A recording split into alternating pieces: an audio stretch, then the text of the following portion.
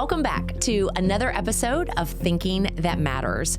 I'm Elizabeth Mahusai, your podcast host, and I am looking forward to introducing you to my friend and fellow Leadership McKinney class of 2025 classmate, Katherine Gold. Katherine, welcome to the show. Hi, thank you. You forgot to say the greatest class ever. No, I wanted to make sure we said it together. So I appreciate that you prompted me on that. It's like a thing. For those of you who don't live in the local area, we don't have time to explain it to you, but it's like a thing. It's a thing. All right, so Katherine, tell us a little bit about who you are, what you do, so that we can launch in. Absolutely, kind of like a little short intro. Yeah. Hi, my name is Katherine Gold again. I am a private banker here in McKinney. I work with Frost Bank, and I don't know. Do you want me to get a little spiel about? Because most people. So here's a funny story that you may not know about me. I coach a lot of leaders, and I'm always telling them you got to ask over tell. I'm like, don't be a teller.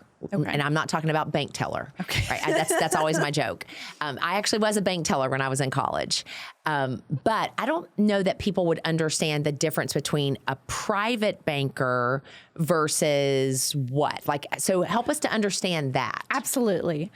So I work with an exclusive portfolio of clients, and specifically high net worth individuals. And I take care of every single need that they could have at the bank. I'm like their personal liaison.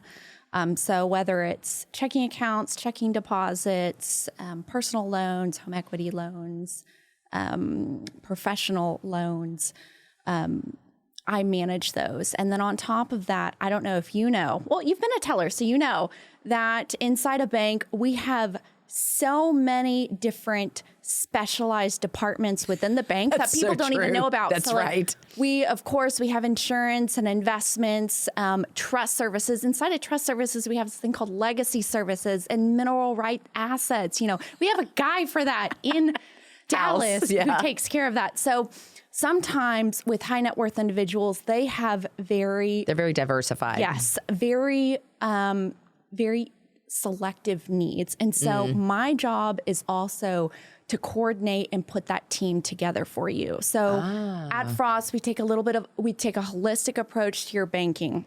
And then on top of that, I'm your go-to person. So even if you have 5 people on your team who takes care of trust, your investments here or there, you don't need to go to 5 people. You just need to go to me. To you. So in a sense, you're like a concierge.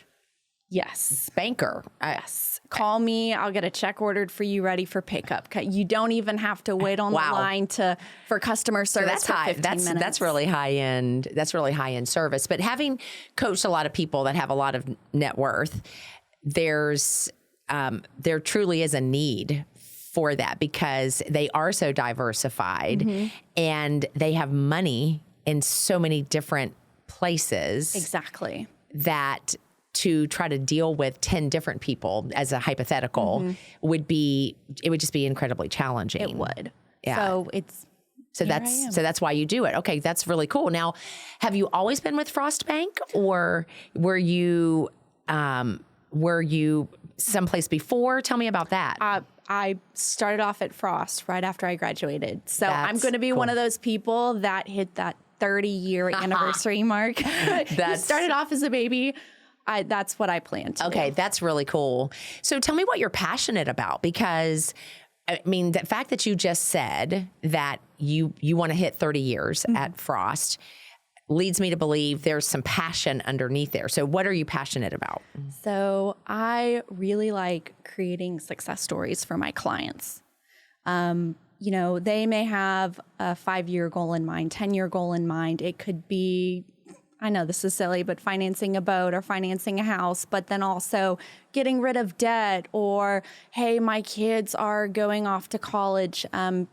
The recent one that I had was I had a client who, as we know, we're in a tough housing market right now. It took him 1.5 years to sell his home. Wow. And although after he sells his home, he no longer needs the bank, but I said, oh my gosh, you sold your home. Congratulations. I'm so proud of you. So it's those little milestones that every single family that I work with is unique. And then even a success story of moving from one generation to the next generation.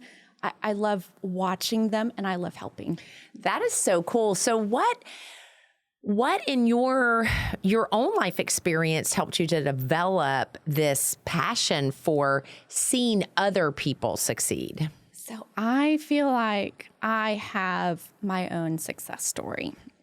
Tell me more. So it starts off with right when I graduated college, I didn't know what I wanted to do.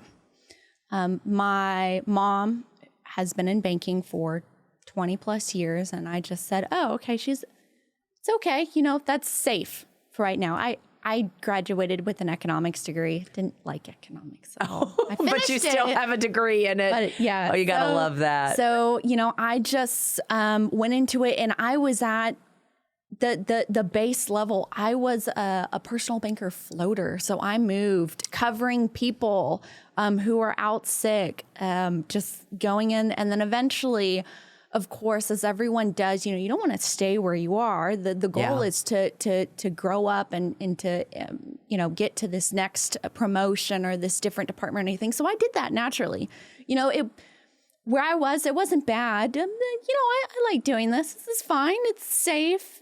It's okay. Okay. And throughout that, I, became a higher level of a banker. And then finally, I hit this point where I started to specialize within the bank. And I went into another department where I was an assistant to a high lender, essentially. Okay. And I was there for 2 years. And this is also the time where the big scary thing happened called COVID. Oh, boy. I worked very hard at that job. It wasn't a bad job. I learned a lot of lessons for the person that I was working for.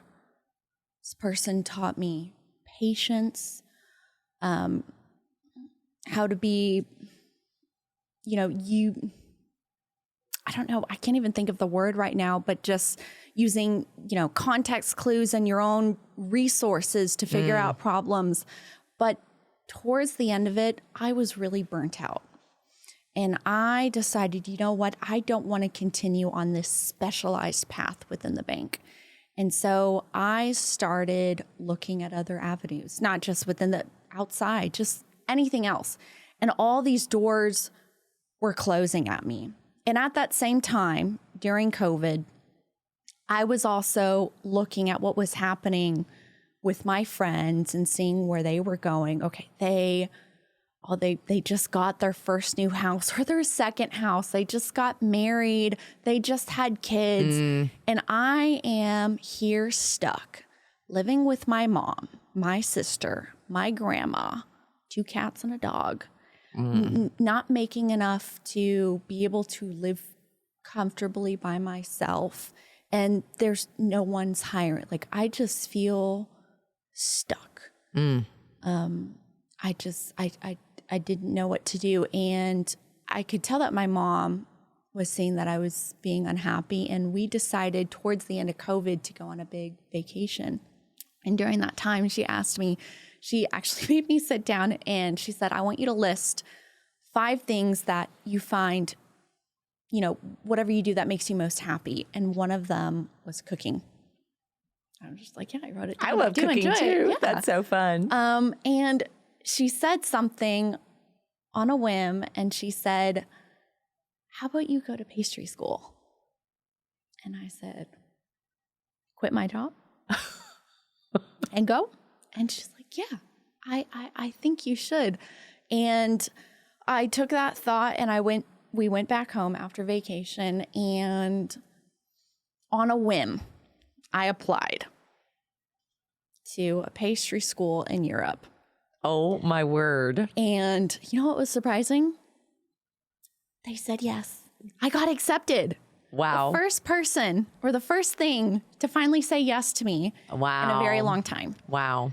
And that experience is so many life lessons in itself, but I was there for a year. And, I still didn't fully know what I wanted to do, but in order to finish the school, there was an internship that you should do for 3 months. So when I went back to where I was living originally in Houston, I did an internship at a restaurant, and I found out that this was not what I wanted to do in the pastry department of a restaurant. I have so much more appreciation for people that work in the food service industry because you have no life. It's 12 hours every single day. All you do is you go back home, you sleep. I didn't have time to even read a book.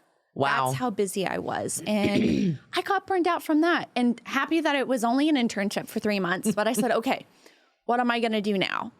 Because I'm not liking this particular work-life balance with this industry. So I said, you know what? Let's go back to the bank, because I felt very secure in it. It was okay, right? But maybe I should do something different. So on a whim, I looked at job openings, and I saw an opening in Dallas, and I applied and I got accepted. Now, one thing is I didn't know anyone in Dallas except for one lone friend who lives in Farmers Branch, so very far away from McKinney to where I was offered. But I had 2 weeks. I had to get a car because I sold my car to pay for pastry school. And I came up here, and from that, I was able to, although we talk about, the positive and negatives of social media, I did online dating because I didn't know anyone. I met someone, and we're engaged, and we're going to be married. So it's like, I'm getting there to all my goals now. That is so cool. So that's what you were saying is why you're passionate about helping other people create success stories, because you're living your own success story. Okay, I have questions. Yes, ma'am. I know that was a lot. Oh, no, it's all good. You mentioned about during COVID about you were in the specialized department within the bank, and that the person you were working for taught you patience and how to leverage context clues. Can you give me an example? Like, what I mean is like a principle. So there's the principle of being patient, but that's interesting that you mentioned context clues, because that's really what caught my attention. In what way did that help you? Like, what was happening that you had to learn how to understand context clues? Yes. So in my department, there were not a lot of guidelines on how to do whatever I needed to do. And the person that I worked for was very adventurous on what, as they're in sales, so they're trying to bring money to the bank, right? Okay. So this person was finding unique type of accounts to open. This person said, please open this account for me, because I was the one that generated all the paperwork. Okay. I've never heard of that account before. And I go to other people, have you ever opened this type of an account before? They're like, no. And so I had to, not just within our own guidelines within the bank, but other guidelines of what documents do I need? What do I need do I need to get this? Do I need to have the client sign this as well? I had to ask so many people, go down so many rabbit holes, that I was in myself creating my own cheat sheet for future people on what to do. Wow. That's cool. But you had to ask a lot of questions. A lot of questions. Which obviously sounds like you learned a lot from asking all of the questions. Mm-hmm.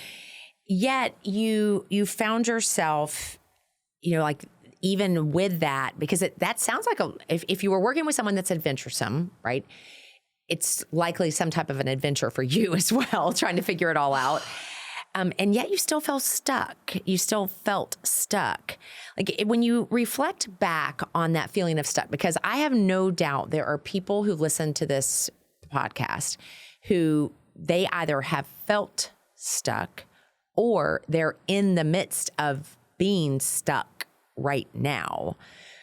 What was it about living with mom, grandma, cat and a dog, that had you feeling stuck?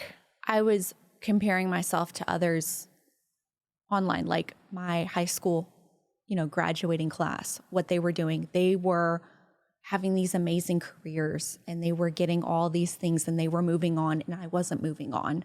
You know, that I would think, okay, well, the first step is for me to leave my mom's house, right? Okay, in order to do that, I need to make enough money to afford an apartment. At this point in time, I'm not affording an apartment, so I can't even go to step one to be able to be step 2 and 3 of what others are doing. Yeah, interesting. When you think back to your mom being willing to seed the idea for you to quit your job, apply to pastry school, you get accepted, you quit your job, you go to Europe of all places, right? Like, how do you look back and see that as a pivotal moment for you in your growth? She had my back. She says, I will always be there to support you. Financially, not a problem. Emotionally, not a problem. She wanted me to be happy, and she could see that I was not happy. Her whole idea, and I feel like this is going back to the old country where she's from. So she's Ukrainian. Okay. And, you know, when parents are getting old and older, we don't, put them in nursing homes. We fully take care of them. So she is giving me all the financial success, all the emotional success that I can need to then, whenever I am in a certain positive place, then I'm going to take care of her as well. So it's a little selfish, actually, but she wants to make sure that I am the best person that I can be, to where then eventually I'm going to take care of her later. I know that's like a sideline, but that's just... It's not though. I would say, is it selfish or is it future thinking? Right? Thinking. I think you bring up a really good point that at what stage in our culture here in America did we shift from we take care of our aging parents, right, generationally, to it's an accepted norm for our aging parents to be in a nursing home and sometimes we have no choice because of the our inability to care for them because of the level of the need that they have.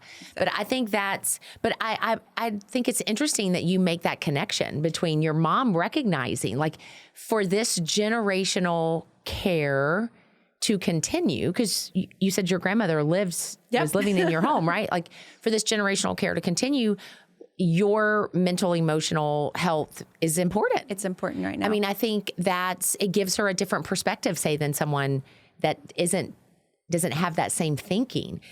And so that's interesting to process through, because I have aging parents, and I think about as a matter of fact, even as you were speaking, my watch was notifying me that my stepmom was calling me, right? So I'll call her back later. But that's an important part. Okay, so you go to Europe. Think back. What's one or two things that Europe taught you about yourself? How did it help grow you into the woman you are today? Just like my previous experience at the job of being resourceful for oneself, the country that I went to, Spain, I didn't know Spanish.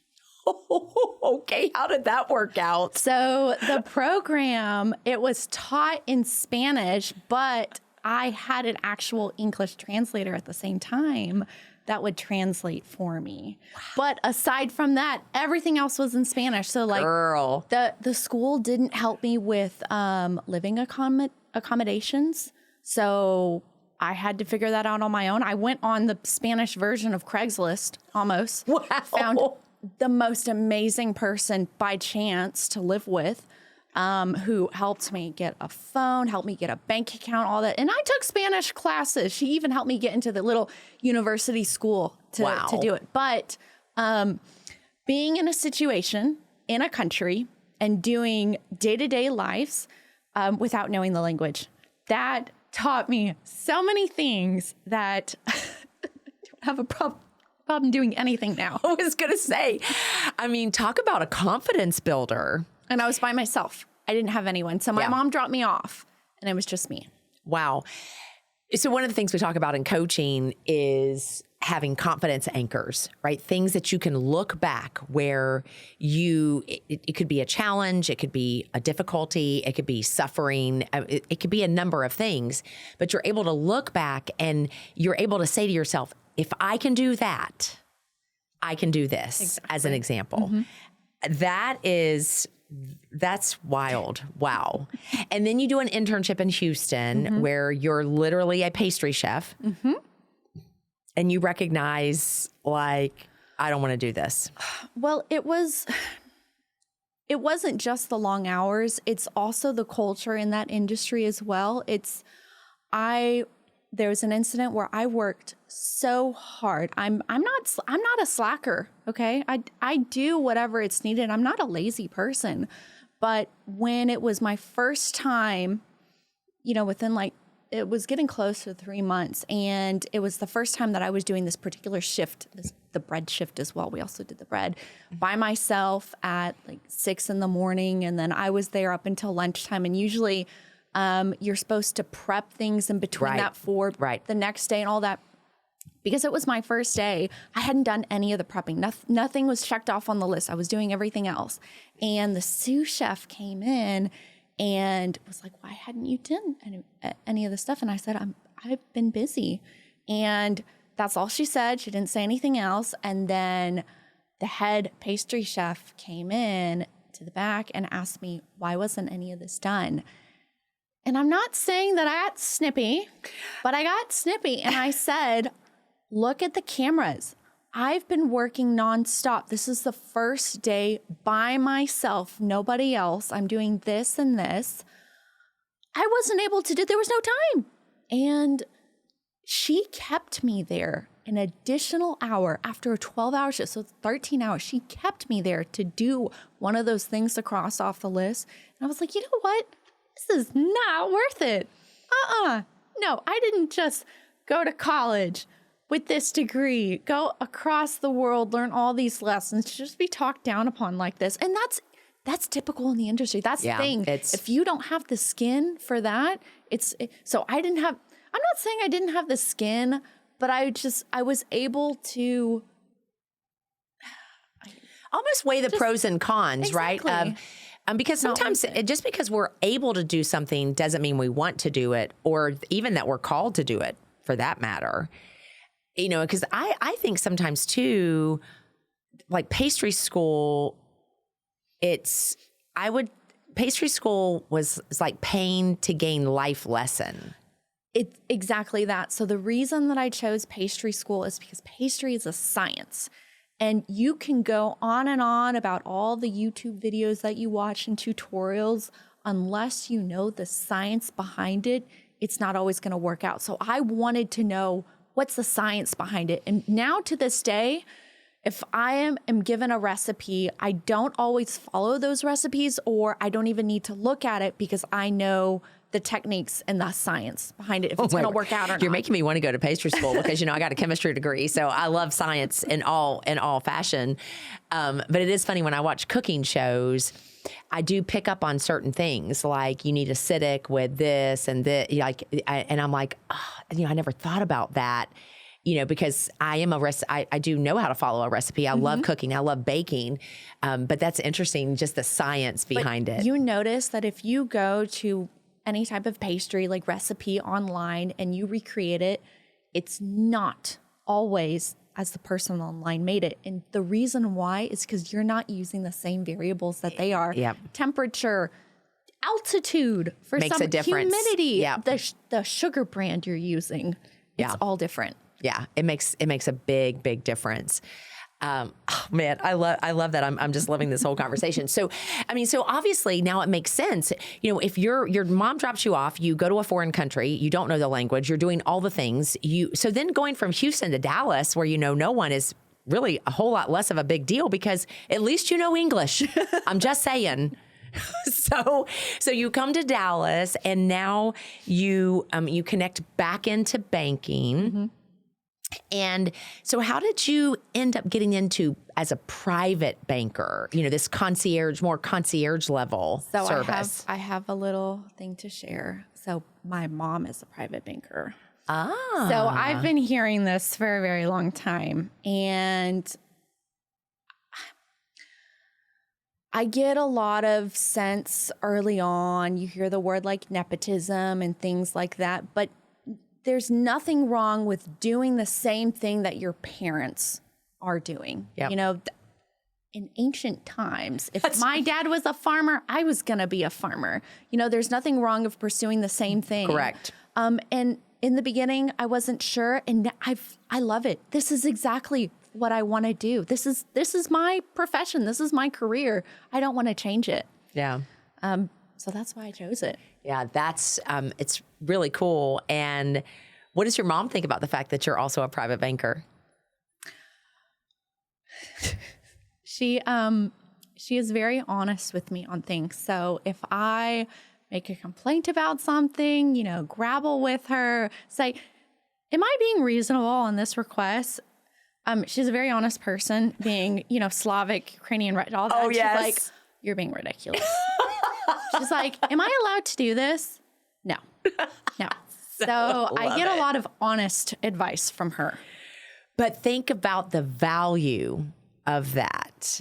I mean, and also I just would commend you, because I have sons in their 20s that you're even asking, right? Because that's been one of the joys for Fred and I is, as our sons have aged, they come back and ask, hey, what do you think about this? Or what would you do here? Or what's the best way to do this?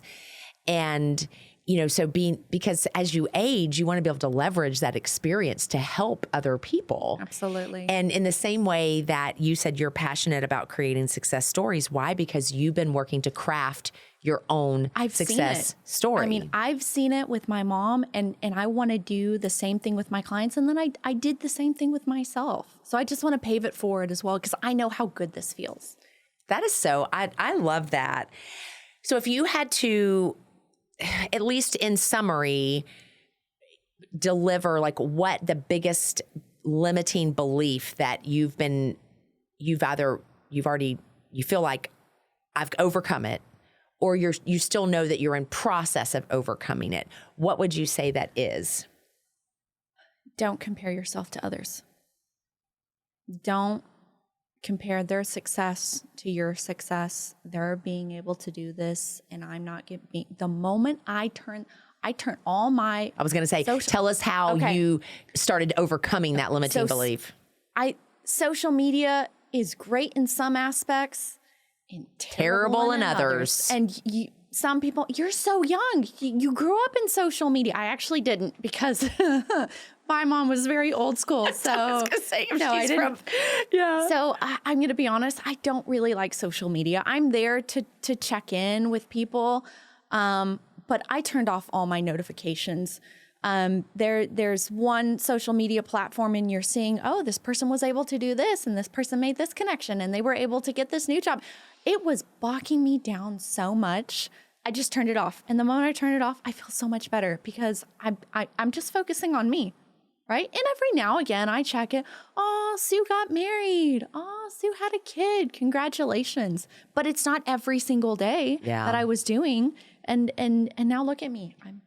You're seeing your own success come to fruition. Mm-hmm. It's amazing what happens when we stop expending energy and comparing, and we start spending that energy. Put it on yourself. In whether it's preparing or actually doing all of the things. Oh, I love that.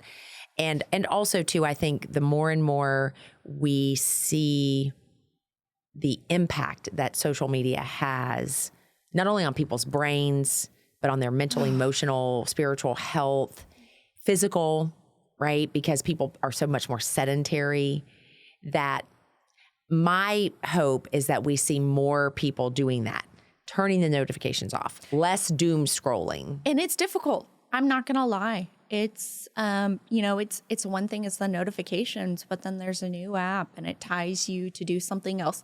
So even when I'm doing it, I notice this is just empty. It's what is this doing to me? What is this giving to me?